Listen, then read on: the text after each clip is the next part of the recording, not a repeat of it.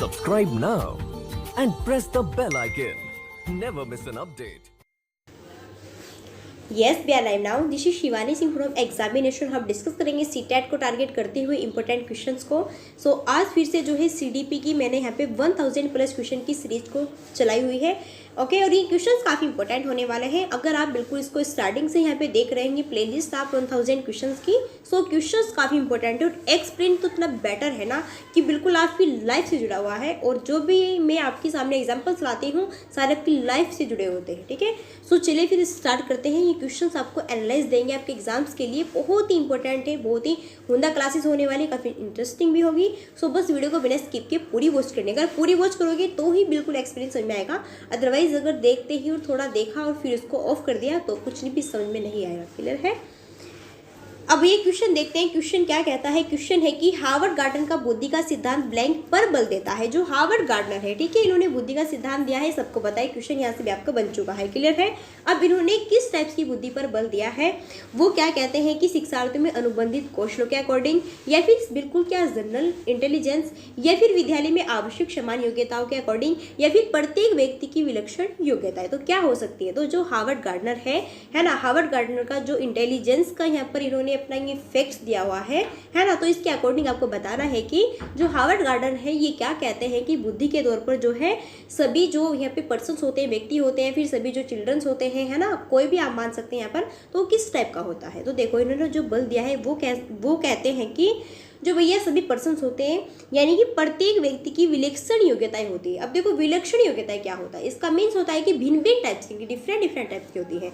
अब देखो मान लीजिए कि मैं काफ़ी इंटेलिजेंस हूँ, है ना, और मान लीजिए कि मेरी कोई भी यहाँ पे अदरवाइज मेरी कोई फ्रेंड है या फिर कोई मेरी बहन है ना, तो मैं तो इतनी इंटेलिजेंट हूँ, है ना, अदरवाइज वो इतनी इंटेलिजेंट नहीं है, तो क्या सब में बुद्धि सेम होती है? नहीं ना, है ना, सभी में इक्वल नहीं होती, बल्कि जबकि वो क्या है, मेरी बहन है ना, या फिर वो मेरी फ्रेंड है, ठीक है, तो सब में जो है बुद्धि इक्वल नहीं होती, बुद्धि भिन्न भिन्न टाइप से होती है, सब में डिफरेंस टाइप में होती है। तो जो इन्होंने यहाँ पर यही स्वरूप पे बल दिया है कि सभी के जो यहाँ पे सारे पर्सन्स होते हैं उन सभी की जो यहाँ पे इंटेलिजेंस होती है वो क्या होती है? विलक्षण अकॉर्डिंग होती है, यानी कि भिन्न भिन्न डिफरेंस टाइप में होती है। ठीक है, आप उसका ऐसे नहीं निकाल सकते हैं कि हाँ मेरे पास में इतनी इंटेलिजेंस है सो दूसरा बंदा भी इतना ही इंटेलिजेंस होगा। नहीं, वो आपसे अब भी हो सकता है, या वो फिर आपसे जो है नीचे भी हो सकता है, आपसे जनरल भी हो सकता है, ठीक है, वो आपसे विशिष्ट भी हो सकता है, आपसे कमजोर भी हो सकता है। सो ये यहाँ पर इस टाइप्स की होती है, न कि इक्वल रूप से किसी में भी यहाँ पे इंटेलिजेंस नहीं होती। इंटेलिजेंस अपने अकॉर्डिंग, ठीक है, और अपने ही तरीके के अकॉर्डिंग, अपने डेवलपमेंट के अकॉर्डिंग सब में क्या होती है? सब में भिन्न भिन्न होते हैं, डिफरेंस तरीके से होते हैं। ठीक है, और जो प्रत्येक बुद्धि होती है, जो प्रत्येक इंटेलिजेंस होती है वो एक दूसरे से स्वतंत्र रूप से जो है यहाँ पर वर्क करती है। देखो जैसा मैं ये वर्क कर रही हूँ कि हाँ मैं जो हूँ यहाँ पे आपको पढ़ाने का वर्क कर रही हूँ, तो क्या फिर यहाँ पे कोई और बंदा भी ऐसे ही वर्क कर रहा है ना, तो सब में क्या है? डिफरेंस अलग अलग है। कोई अपनी यहाँ पे तैयारी कर रहा है, कोई कुछ कर रहा है, कोई कुछ कर रहा है ना, तो सबकी जो है थिंकिंग अलग अलग होती है ना, सब एक दूसरे से स्वतंत्र है अपने आप में, ठीक है, इंडिपेंडेंस है, किसी पर भी यहाँ पे जो है कोई भी निर्भर नहीं है। तो सब क्या होता है कि प्रत्येक जो पर्सन होता है सब में अलग प्रकार की यहाँ पे इंटेलिजेंस होती है कि मेरे को क्या करना है, मेरे को कैसे फ्यूचर बनाना है। जैसे कोई डॉक्टर बनता है, कोई टीचर बनता है ना, या फिर कोई यहाँ पे भैया कुछ भी बनता है ना, कोई यहाँ पे जो है एयरफोर्स में जाता है, कोई पुलिस में जाता है, तो सबकी क्या होती है? अलग अलग इंटेलिजेंस है, अलग थिंकिंग है ना, अलग एम है, ठीक है, अलग रुचियाँ है। तो यही होता है आपका इंटेलिजेंस का भी एक रोल। ठीक है, अब ये नेक्स्ट क्वेश्चन है फिर कि एक क्वेश्चन को समझाने में काफ़ी टाइम लग जाता है, कोई नहीं, मैं ये सोचती हूँ कि आपको बस अच्छे से समझ में आना चाहिए, बाकी और कुछ नहीं। ठीक है, देखो क्वेश्चन है कि थैफ है चाहे ध्वनिया है, कौन सी है भैया? सौनिम है, फिर रूपिम है, फिर लेखिम है, या फिर शब्दिम है? तो क्या हो सकता है इसमें? थैफ है चाहे जो ध्वनिया है इसको आप सौनिम कह सकते हैं, रूपिम कह सकते हैं, लेखिम क्या फिर क्या कह सकते हैं इसको हम? तो देखो इसको हम कह सकते हैं क्या? सौनिम। जो थ है, फ है और च है इसको हम सौनिम कह सकते हैं। जैसे आपने देखा होगा हिंदी यानी कि हिंदी में जो सौनिम, ठीक है, हिंदी जो होती है आपकी सौनिम 2 टाइप्स के होते हैं, 2 स्तर होते हैं इसमें। ठीक है, एक तो भैया इसमें मानते हैं ये कथ्य, एक मानती है अभिव्यक्ति। ठीक है, कथ्य यानी कि कॉन्टेक्ट, और जो अभिव्यक्ति है वो क्या है? एक्सप्रेशन है। देखो कथ्य क्या होता है? कथ्य होता है जो कि पक्ष भाषा का लक्ष्य होता है, जो पक्ष होता है वो लैंग्वेज का लक्ष्य होता है। ठीक है, और जो अभिव्यक्ति है वो पक्ष कथ्य को कहने का साधन मात्र है। यानी कि जो कथ्य है वो तो पक्ष भाषा का लक्ष्य होता है, और जो आपका अभिव्यक्ति है, जो आपकी एक्सप्रेशन है, वो क्या है, पक्ष कथ्य को कहने का एक साधन यहाँ पर माना जाता है। अच्छा, अभिव्यक्ति में जैसे आप देख सकते हैं, अभिव्यक्ति में काफ़ी ज़्यादा यहाँ पे थोड़े आप इसके भी अभिव्यक्ति भी काफ़ी यहाँ पे आप ले सकते हैं टाइप्स वगैरह। जैसे कि अभिव्यक्ति में जो है भैया श्रवणी माता है, आपका रूपी माता है, ठीक है, और इस दो में इसके अकॉर्डिंग आप जो है ले सकते हैं। और जो बाकी आपका ये है कि थ फैच या ध्वनियाँ, तो ये आपकी जो है इसके अकॉर्डिंग आती है सोनिम के, क्योंकि ये क्या है अपने आप में एक एक्सपिरेशन है, ठीक है, एक कंटेंट है, एक एक्सपिरेशन है ये, ठीक। तो इस वजह से जो है ये आपका यहाँ पर थ फैच है जो है ये होगा आपका क्या, सोनिम। क्लियर है। अब आगे चलते हैं भैया, क्लियर हो गया होगा, मैंने आपको अच्छे से यहाँ पे बता दिया है कि ये क्या होता है, आपका जो सोनिम है ये क्या होता है, क्या नहीं होता है, क्या मतलब होता है इसका, ठीक है। अब आगे देखते हैं। फिर क्वेश्चन है कि कक्षा में जेंडर रूढ़िबद्धता से बचने के लिए एक शिक्षक को क्या चाहिए। देखो, कक्षा में भैया जेंडर रूढ़िबद्धता से बचने के लिए है ना, एक टीचर्स को क्या करना चाहिए, क्या नहीं करना चाहिए, सारे ऑप्शंस दिए हुए हैं। अब देखते हैं कौन सा पॉजिटिव निकलेगा। लड़कों को जोखिम उठाने और निर्भीक बनाने के लिए प्रोत्साहित करना, लड़के लड़कियों को एक साथ अपारंपरिक भूमिकाओं में रखना चाहिए, अच्छी लड़की और अच्छा लड़का कहकर शिक्षार्थियों की अच्छे कार्य में सराहना करनी चाहिए, या फिर कुश्ती में भाग लेने के लिए लड़कियों को निरुत्साहित करना चाहिए। तो इसमें क्या आप कर सकते हैं, ठीक है, जिससे कि कक्षा में जेंडर रूढ़िबद्धता से बचने के लिए यहाँ पर एक अच्छा यहाँ पर आप उपाय खोज सके। क्योंकि आप एक टीचर हैं तो बताइए आप क्या करोगे भैया। अगर सारे ऑप्शन को अच्छे से देखें तो देखो, अगर फर्स्ट ऑप्शन देखते हैं कि लड़कों को जोखिम उठाने और निर्भीक बनाने के लिए प्रोत्साहित करें, क्या लड़के आपके दुश्मन है कि आप उसको जोखिम उठाने के लिए क्या करोगे, निर्भीक बनाओगे उनको, यार ये तो गलत है, कहीं ना कहीं ऐसा नहीं होता है। या फिर अच्छा लड़की अच्छी लड़की कहकर अपने कार्य को करवाने के लिए उनको आप थोड़ा क्या करोगे, मोटिवेट कर दो, यानी कि आप उसको थोड़ा अपना काम निकलवाने के लिए, टीचर अपना काम निकलवाने के लिए बच्चे से वो उसको क्या कर दे, मोटिवेट कर दे, तो ये गलत है ना। या फिर कह सकते हैं कुश्ती में भाग लेने के लिए आप गर्ल्स को ही रोक रहे हैं, ये तो बिल्कुल क्या है, बिल्कुल ही गलत है। तो सारे कहीं ना कहीं जब तीनों निगेटिव निकल गए हैं तो बचे क्या, ऑप्शन नंबर बी, यानी कि लड़के लड़कियों को एक साथ अपारंपरिक भूमिकाओं में रखना चाहिए। अपारंपरिक भूमिका यानी कि कोई भी सामाजिक तौर यहाँ पर इसके सामने नहीं डालनी चाहिए, क्योंकि बच्चा है ये अपने फ्यूचर्स को तभी बना पाएगा। वैसा करोगे तो यहाँ लड़की ये नहीं कर सकती, लड़का वो नहीं कर सकता, ये गलत है, तो फिर वो नहीं पढ़ेगा, ठीक है। तो ये सब कुछ क्या है, ये आपकी जो है सामाजिक तौर से आप इसको मान सकते हैं, लेकिन बायोलॉजिकल ये कहीं पर भी नहीं आती है। और एक टीचर्स के अकॉर्डिंग एक आप क्लासेस में हैं, एक आप एजुकेशन आप एक एजुकेटेड बंदे हैं, तो फिर तो आप बिल्कुल भी गर्ल्स या फिर बॉयज़ इस बिल्कुल भी लिंक टाइप्स में आप जो है थोड़ा यहाँ पे भी डिफरेंस नहीं कर सकते, ठीक है। फिर आगे क्वेश्चन है कि प्रतिभाशाली शिक्षार्थी को क्या करना चाहिए, अधिगम योग्य नहीं हो सकते, या फिर ऐसे सहयोग की आवश्यकता होती है उनको जो सामान्यतः विद्यालयों के अकॉर्डिंग उपलब्ध नहीं कराए जाएंगे, या फिर शिक्षक के बिना अपने अध्ययन को व्यवस्थित कर लेते हैं, या फिर अन्य शिक्षार्थियों के लिए अच्छे मॉडल बन सकते हैं। तो जो प्रतिभाशाली शिक्षार्थी है, यानी कि जो बिल्कुल गॉड गिफ्टेड स्टूडेंट्स है ना, सो वो क्या हो सकते हैं, ये आपको बताना है। क्लियर है। देखते हैं कितना माइंड्स लगाते हैं, क्या होता है। देखो, अगर देखें यहाँ पर भैया सारे ऑप्शंस को कि वे जो है प्रतिभाशाली जो स्टूडेंट्स होते हैं वो अधिगम योग्य नहीं हो सकते। अब ये जो वो इतना इंटेलिजेंस है, बिल्कुल गॉड गिफ्टेड है, क्या वो लर्निंग को नहीं सीख सकता, ये तो बिल्कुल क्या है, रट्टा, बिल्कुल क्या है, बिल्कुल निगेटिव ऑप्शन है। अगर देखें यहाँ पर कि वो जो है अन्य सारे स्टूडेंट्स के लिए अच्छे मॉडल बन सकते हैं, तो ये भी गलत है भैया, है ना। अब हम सारे ही स्टूडेंट्स के लिए अच्छे मॉडल क्यों बने। अब देखो, ऐसे नहीं होता कि सिर्फ ओनली हम इंटेलिजेंस है, और भी बहुत इंटेलिजेंस होते हैं, है ना। तो ये गलत है कहीं ना कहीं। या फिर कह सकते हैं कि शिक्षक के बिना अपने अध्ययन को व्यवस्थित कर लेते हैं, है ना, तो कहीं ना कहीं है, चलो थोड़ा देख लेते हैं। लेकिन अगर देखें यहाँ पर कि ऐसे सहयोग की आवश्यकता होती है जो सामान्यतः विद्यालयों द्वारा उनको उपलब्ध नहीं कराए जाते, है ना। तो देखो, ये बिल्कुल आपका क्या है, करेक्ट है। जो भैया प्रतिभाशाली शिक्षार्थी होती है, अगर उनको और भी यहाँ पे आपको बेटर बनाना है ना, तो उसको जो है उनकी नीड्स को पूरा करने के लिए थोड़ा इस टाइप्स के आपको जो है फॉलो यहाँ पर करने होंगे, फिर इस टाइप के रूल्स यहाँ पे क्रिएट करने होंगे, जिससे कि वो और भी बेटर यहाँ पर अच्छे से निखर कर बच्चे अपने फ्यूचर्स को अच्छे से क्रिएट कर पाए, और भी बच्चे उसको देखते हुए अच्छे से जो है अपने एम के अकॉर्डिंग लग जाए। क्लियर है। फिर आगे है कि ब्लैंक के कारण प्रतिभाशालीता होती है, किसके कारण जो है, किस रीजन के अकॉर्डिंग जो है प्रतिभाशालीता होती है। तो मनोसामाजिक कारकों के, या फिर अनुवांशिक के, या फिर हमारे क्या है इन्वायरमेंट के, या फिर कह सकते हैं कि बी और सी दोनों के अकॉर्डिंग। तो इसमें क्या आपका करेक्ट होगा, बिल्कुल देखते क्वेश्चन बन रहा है। बात हो रही जो कि बिल्कुल गॉड गिफ्टेड बंदा है वो कैसे बनेगा। मनोसामाजिक कारक इसका तो कोई इतना डिफेक्ट नहीं है, लेकिन अगर देखते हैं तो अनुवांशिक जब हमारी हेरिडिटी प्लस इन्वायरमेंट दोनों ही 50-50 प्लस काफ़ी बेटर है ना, काफ़ी मतलब कि बहुत ही सुपर है, ठीक है। हेरिडिटी और प्लस इन्वायरमेंट जब दोनों ही मैक्सिमम काफ़ी बेटर है तो इससे फिर आपका क्या है, बच्चा काफ़ी ग्रो करेगा, डेवलप भी अच्छा करेगा, बेटर भी काफ़ी होगा, है ना, ग्रो भी अच्छा करेगा, माइंड भी अच्छा होगा और अच्छे से जो है रुचि लेता हुआ काफ़ी अच्छे से एक्टिविटी भी रहेगा। तो सबसे मेन तो यही होता है कि अगर बच्चे को आपको अच्छे से ग्रो करना है तो पहले उसकी हेरिडिटी अच्छी होनी चाहिए, इन्वायरमेंट तो इतना सुपर मिलना चाहिए बच्चे को कि बच्चा खुद से ग्रो करना ऐसे स्टार्ट कर दे, ठीक है। क्योंकि अगर इन्वायरमेंट अच्छा नहीं मिलेगा तो फिर तो बच्चा ऐसा ही होगा जैसा इन्वायरमेंट होगा, है ना, जैसा माहौल सो वैसे ही बच्चा होगा, आपको पता भी होगा। देखो आप देखते भी हो जैसे जो कोई सिटी में रहता है या फिर जो कोई गांव में रहता है बच्चा, अब गांव का बच्चा थोड़ा अलग होता है और सिटी का बच्चा थोड़ा अलग होता है। सो क्या है, इन्वायरमेंट है भैया, इन्वायरमेंट का असर है सब कुछ, है ना। सिटी का बच्चा सबसे अलग होगा और गाँव का बच्चा वहीं सबसे अलग होगा। तो बस यही बात है, क्लियर है।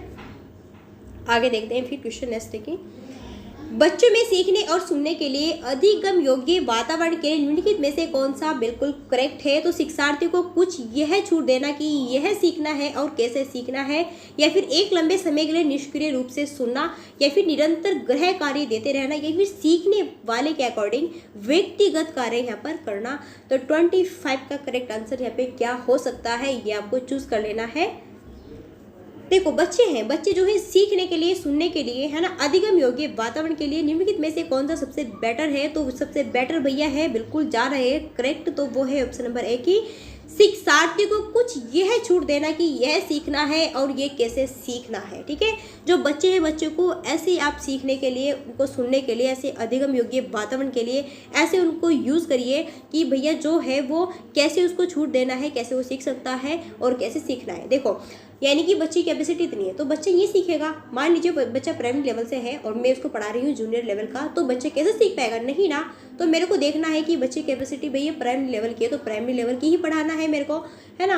अब देखो मैंने बच्चे को पहले बता दिया पूरा कि राम स्कूल जाता है, लेकिन मैंने उसको ये नहीं बताया कि रै कहाँ से आया, मैं कहाँ से आया, इसमें स्वर क्या है, इसमें व्यंजन क्या है, ये इसमें मात्रा कैसी आई, डंडा कैसे आया, वगैरह वगैरह जो भी है सारी बातें मैंने उसको जैसे क्लियर नहीं की। सो बच्चा कैसे समझाएगा कि हाँ राम स्कूल जाता है, मेरे को क्या पता राम स्कूल जाता है, ये कैसे बना, आपने कैसे बनाया, या फिर ये ऐसे ही बोलेगा। तो ये सब कुछ क्या है, गलत है, ठीक है। तो जैसे उसको आप ग्रो कर सकते हैं, पहले उसकी आप कैपेसिटी देखिए, ठीक है, उस बच्चों को देखिए कि हाँ कैसे इसको ग्रो करना है, ठीक है।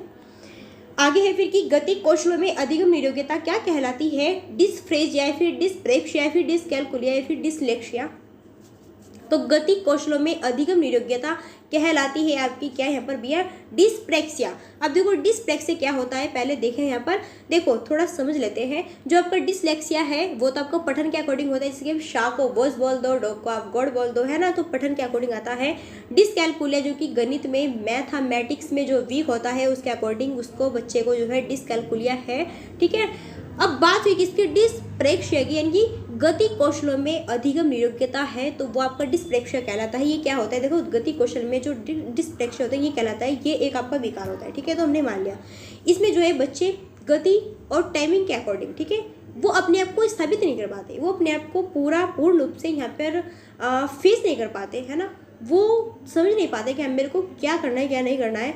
जैसे कि आप देख रहे हैं कि जैसे कि आप देखते हैं कि वो जो है अपनी ओर तेजी से आती हुई गेंद को पकड़ नहीं पाता। मान लीजिए यहाँ पे बच्चा है और बच्चे के सामने कोई गेंद आ रही है, लेकिन उसने गेंद को देखा और वो उस गेंद को आती हुई को नहीं पकड़ सका, है ना। तो यही क्या है आपका डिस्प्रेक्सिया है, ठीक है। यही क्या होता है आपका डिस्प्रेक्सिया के अकॉर्डिंग आता है। यानी कि जो डिस्प्रेक्सिया है, डिस्प्रेक्सिया मीन्स देखो बच्चे में जब कहीं ना कहीं उसकी शारीरिक यानी कि गति, शारीरिक जो उसका फिजिकल है, ठीक है, जो फिजिकल ग्रो है वो बिल्कुल वर्क नहीं कर पा रहा है, ठीक है, उससे नहीं हो पा रहा है कि हाँ उसके सामने भैया बॉल आ रही है लेकिन वो उसको पकड़ नहीं पा रहा है, उसको कैच भी नहीं कर पा रहा है, उसको देख भी नहीं पा रहा है ना, और सॉरी उसको जो है पकड़ नहीं पा रहा है, देखना नहीं, उसको पकड़ नहीं पा रहा है वो, है ना। और उसको मतलब कि उसकी क्या है, फिजिकल ग्रो है, गति कमज़ोर है, ठीक है, गति से वो क्या है अपना कमज़ोर है बच्चा, ठीक है, बल नहीं लगा पा रहा है किसी भी चीज़ों में। अगर कह सकते हैं कि जो आपका ये डिस्प्रेजिया है ये किसके अकॉर्डिंग आता है, भाषा के अकॉर्डिंग आता है। अगर आपकी भाषा में जो है थोड़ा भी हेयर फदल कह सकते हैं कि हेयर क्या बोलते हैं उसको यार, चलो कोई नहीं छोड़ो उसको। अगर आपकी मेरे याद नहीं आ रहा उसको क्या बोल सकते हैं, आपकी जो लैंग्वेज है उसमें थोड़ा फेरबदल, हाँ याद आ गया, आप उसमें थोड़ा फेरबदल कर देते हैं तो वो क्या है, मतलब कि आप कहीं ना कहीं मतलब कि लैंग्वेज को अच्छे से यूज नहीं कर पा रहे हैं किसी के सामने, तो ये है आपका डिस्फेजिया। क्लियर है? आगे देखते हैं फिर क्वेश्चन। वैसे लड्डू क्वेश्चन था, बाकी कुछ नहीं है, सारे ही लड्डू क्वेश्चन लगते हैं मेरे को सीडीपी के, बस आपको अच्छे से यहाँ पे समझ लेना है, बाकी कुछ नहीं है।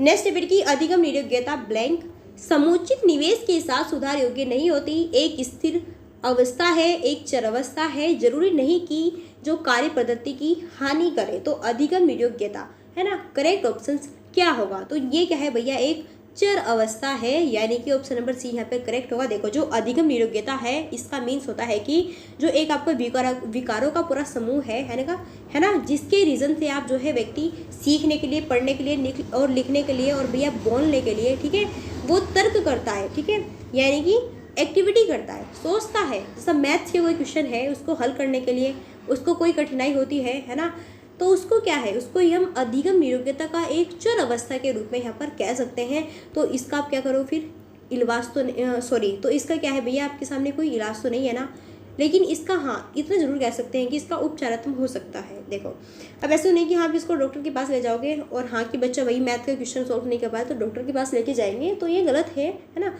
लेकिन उसका हाँ उपचारात्मक निकल सकता है, उसको जो है टीचर से फेस कर सकता है।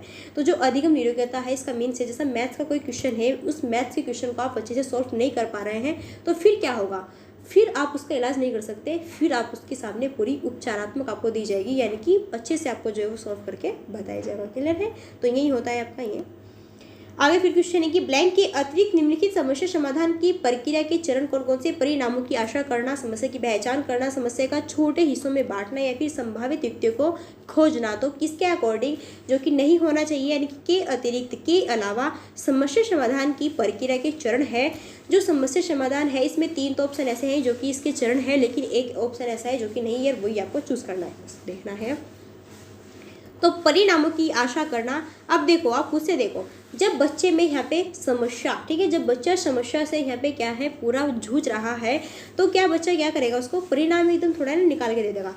पहले तो उसकी पहचान करेगा, है ना, फिर उसको छोटे छोटे हिस्सों में बांटकर यहाँ पे थोड़ा समझेगा, फिर उसका संभावित युक्तियों को खोजेगा, फिर तब जाके ही तो परिणाम निकलेगा। आप पहले ही बता दो कि तो ये भैया नहीं है इसमें कि तो जो है परिणामों की आशा करना, तो आप उससे परिणामों की आशा नहीं कर सकते कि हाँ ये इतना परिणाम ला सकता है, भैया उससे हो तो नहीं रहा है, बता तो आप खुद रहे हैं, तो परिणाम क्या लाएगा, वो क्या खाक परिणाम देगा आपको वो, है ना, तो ये गलत है। ठीक है, तो ये आपके समस्या समाधान के अकॉर्डिंग नहीं आएगा। क्लियर? सो भैया ये टाइप के क्वेश्चंस, देखो कम ही क्वेश्चन कराती हूँ मैं, लेकिन ज़बरदस्त क्वेश्चन कराती हूँ, ज़बरदस्त एक्सप्रेशन के अकॉर्डिंग कराती हूँ। सो ये क्वेश्चन कैसे लगे, और हाँ डेली वाइज मॉर्निंग टाइम में आप देख सकते हैं ये करंट अफेयर्स की वीडियो जो कि काफ़ी इंपॉर्टेंट है आपके लिए। और बेस्ट सीटेट देख सकते हैं जाके, मैंने 1000 प्लस की क्वेश्चन की यहाँ पे सीरीज चलाई हुई है आपके लिए, यही स्पेशल है। सो आप देख सकते हैं जो भी आपका मन है, जिस भी आपको देखना है, जो भी करना है। क्लियर है? सो फिर चलो क्वेश्चन कैसे थे मेरे को ज़रूर बता देना कमेंट बॉक्स में। मिलते हैं फिर, तब तक के लिए। सोचा तो है कि जल्दी बोर्ड के सामने आए आपको पढ़ाने के लिए, लेकिन थोड़ा अभी हम नहीं कर पा रहे हैं, थोड़ा हो जाएगा, है ना, जैसे ही पूरा थोड़ा यहाँ पे सारे ही मतलब जो भी यहाँ पे करना है, जैसे भी पूरी प्लानिंग के अकॉर्डिंग पढ़ाएंगे, जो कि सबको बिल्कुल अच्छा लगे सारा सब कुछ। ठीक है, चलो फिर मिलते हैं, लेकिन हाँ जल्दी आएंगे, आपके सामने भी आने वाले हैं, बहुत फास्ट तरीके से आएंगे। चलो फिर मिलते हैं भैया नेक्स्ट वीडियो में, तब तक के लिए so thanks for watching, bye.